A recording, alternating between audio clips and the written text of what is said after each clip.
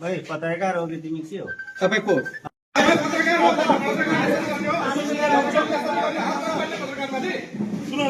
पत्रकारमाथि हात गर्ने तपाईले बिचमा किन बोल्नु पर्यो? केटीसँग प्रश्न गरिरहेको उहाँ बिचमा बोलेको हो त भाइ।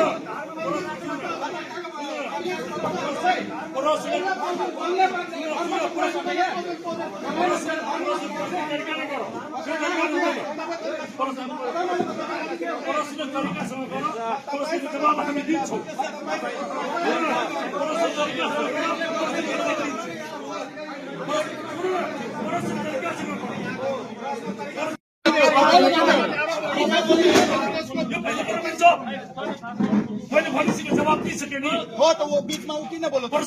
पत्रकार महासंघ ठिक छ सुकेश सर।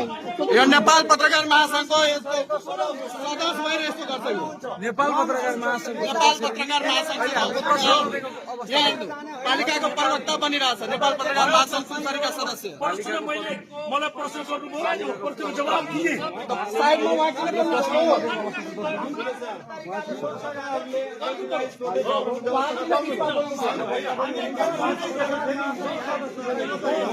म प्रश्नबाट भाग्ने मान्छे होइन प्रश्नको जवाब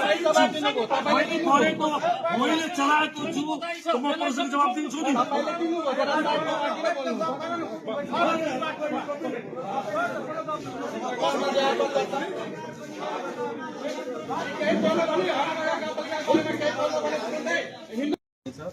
त्यसमा इन्धन पनि र त्यसको मर्मत सम्भार पनि तपाईँ आफ्नै पालिकाकै गर्नुहुन्छ र त्यो गाडी चाहिँ तपाईँको सुविधा ट्रेडर्सको नाममा रहेको छ तपाईँको खैजान अनुसारको त्यो गाडी सालदेखि तपाईँले त्यो गाडी गाउँपालिकाको ठेक्कामा छ यसरी राख्न मिल्छ। त्यो ठिकामा मिल्छ सबै गाउँपालिकाले चलिरहेछ कुन गाउँपालिकाले ल्याएको अब सबैले अब गएर अरू ठाउँमा पत्ता अध्यक्षले कुन गाउँपालिकाको अध्यक्ष या त मेयरले आफ्नै गाडी आफ्नै छोराको गाडीलाई भाडामा लिएको छ आफ्नो छोराको कि उसले आफ्नो कारोबार गर्छ म आफ्नो कारोबार गर्छु अनि तपाईँले त्यो भाडामा भाडामा जसले यहाँ सस्तोमा दिन्छ त्यसलाई लिन्छु हामी अनि यहाँ चाहिँ यो हरिनगर गाउँपालिकामा गाडी चाहिँ भाडामा लिनुको औचित्य के छ उचित छ नि जस्तै यहाँ तपाईँले 4 एउटा पालिकाले खरिद गरेकै छ अँ।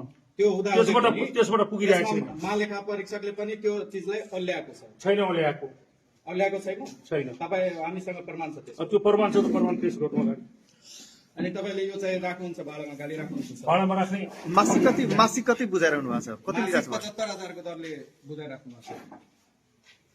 कति छ कि कति छ त्यो कानुनले जति भेटेको छ त्यतिले हामीले गरेको छ अनि यो चाहिँ तपाईँले चलाउनुहुन्छ सधैँ राख्नुहुन्छ यो चाहिँ तपाईँको नैतिकताले भन्छ तपाईँले त्यो नैतिकता